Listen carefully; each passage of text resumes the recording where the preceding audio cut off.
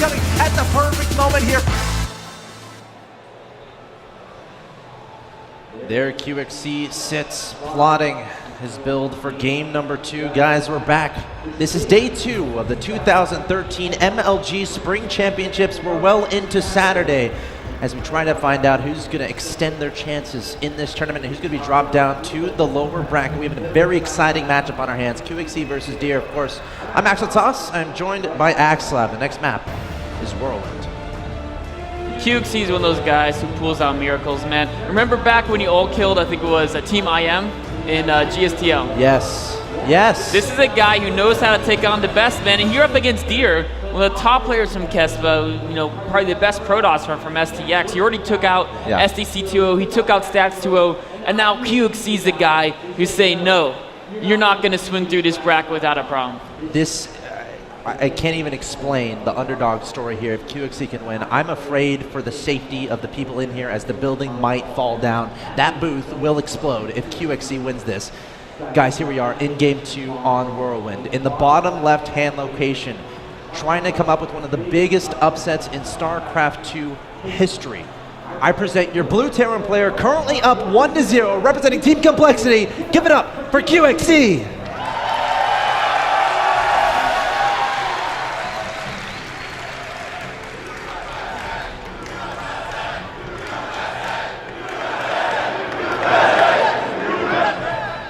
Of course, his opponent in the top right-hand location, your red Protoss player coming all the way from Korea, dismantling the other individuals in one of the most prestigious leagues in the world, that is Pro League. His first map dropped in this game was that last one. In this tournament was that last one. From Team STX, he is Deer.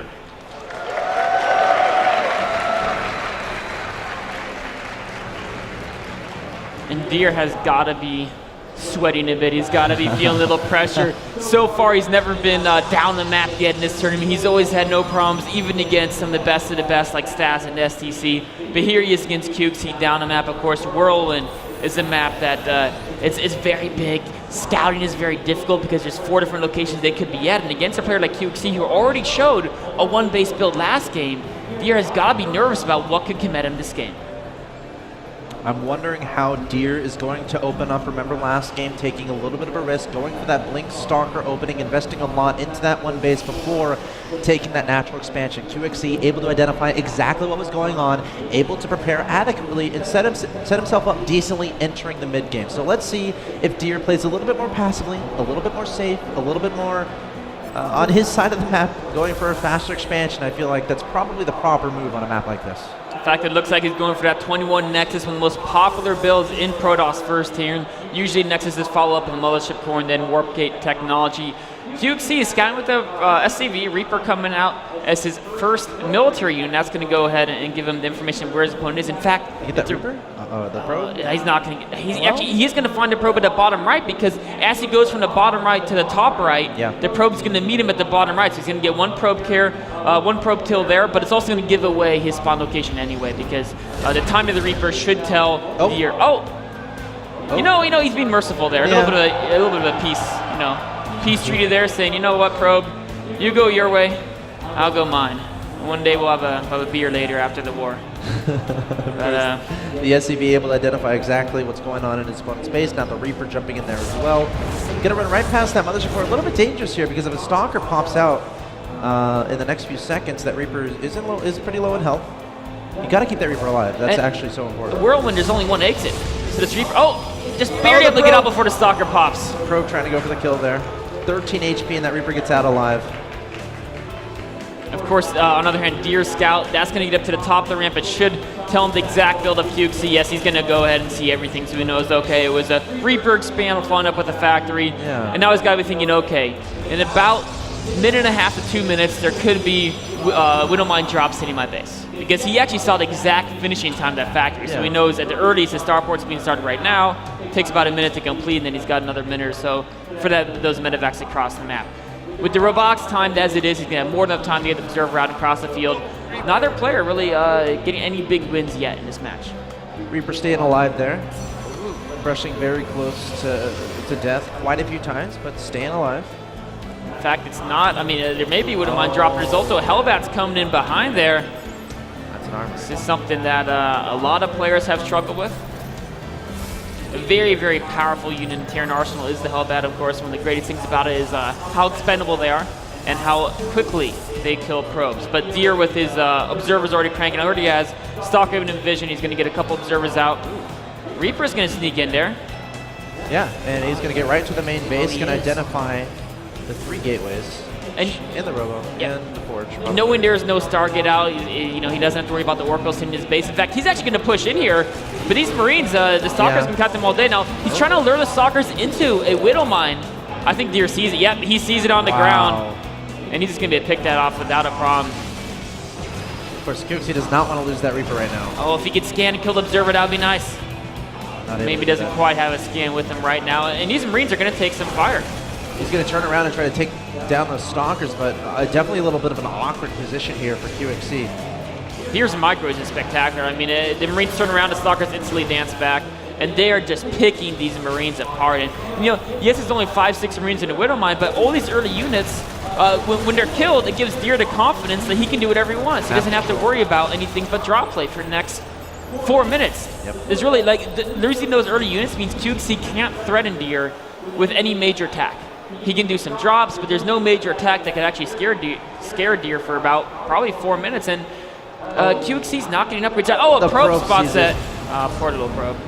Poor little guy. He was just going exploring, and then 2 Hellbats rained down from the sky. Exploring's a dangerous business, man. It is. When there's medevacs and Hellbats around, very dangerous business. Still no engineering base for QXC. So still no 3rd command center either. So he's really looking maybe to do a follow-up 2-base timing. Again, kind of what you said with the Marines dying earlier, Deer wouldn't necessarily be afraid of that follow-up push. Maybe QXC is kind of trying to use that to his advantage. He may be. Of course, this is a long map. It takes a while to cross. More barracks being added for QXC. It definitely looks like he wants to put on a level of attack in a couple of minutes. But the first wave of aggression is going to be the Hellbat drop. Medevac approaching the main base. 3 Stalkers immediately warped in. QXC immediately going to back up. First engineering bay going to come onto the field. Is yet to add on that 3rd command center. Instead of adding on 2 additional barracks. Some bio approaching his opponent's front door. I don't see that doing much whatsoever. In fact, got to be careful about the force fields. Oh, wow. Great force fields. He can jet forward and pick up a few of those units, but I think he's afraid of all the Stalkers. Oh, he's dropping into main, but Deer with a ninja reaction pulled those probes so fast. Yeah, Deer is handling this so well, dealing with that aggression in the front, dealing with the Hellbat drop he's actually pushing out from the front. Hold on. 3 Stalkers and 2 Sentries, very vulnerable. QXC going to be happy to engage this. Deer overextending a little bit. Yeah, he lost track of his units for a second there, and those Sentries are super important. Wow, that's really important for QXC. He's coming forward, puts on overcharge. Yeah, he's still going on, and there's a Colossus there as well. He loaded up, though. He might go for a giant drop in the main. He's got 3 medevac, 6 Hellbats, but the observer spots it all. Yeah. Great observer coverage here from Deer. He should know exactly what's going on. This one medevac is so low on life. In fact, it's in the front. Deer's going to... Whoa, look at that. Jets out just in time. The other 2 medevacs heading towards the main. Now, there's not a lot of units there in the main, to be completely honest. More units of QXC and a little bit of a misrally. They're getting taken apart. And Deer's been picking up a lot of small victories. But QXC still has Hellbats, and it can be very dangerous. Yeah, but Deer is identifying this, able to see exactly where his opponent medevacs are. Natural, a little bit exposed, but QXC unable to find any room to get work done with these Hellbats.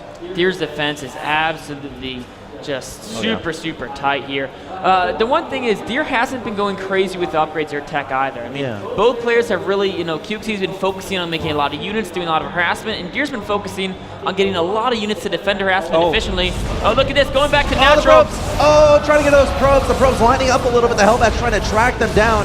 Deer going to back up immediately. Hellbat trying to get another money shot off. Too many workers were killed there. Got 7 a few. workers killed. 7 total. I think there was 4 before, so I'm 3 afraid, net. though. I feel like Deer is about to really try to go for a big push. I mean, he has pylons in his opponent's side of the map, has plenty of Colossi in his composition. Drop is not even going to work in the main. Not even a single probe there. Looks like he got 1 off the gas. Oh my gosh. One. Deer likes playing with fire, literally. He's good at it, though. I mean, he's losing only like 3 probes per drop, and he's killing the medevac and 2 Hellbats every single time he does so. Yeah, and here's the big push coming forward here from Deer. A lot of Colossi. are in this composition. I'm not sure if QXC has a sufficient Viking count to deal with this just yet. He does have that defender's advantage. 3 bunkers on the high ground. Definitely knows that this is coming. Trying to hold. The Stalkers coming forward. Not the biggest of armies here, though, from Deer. The Colossi trying to get that damage done.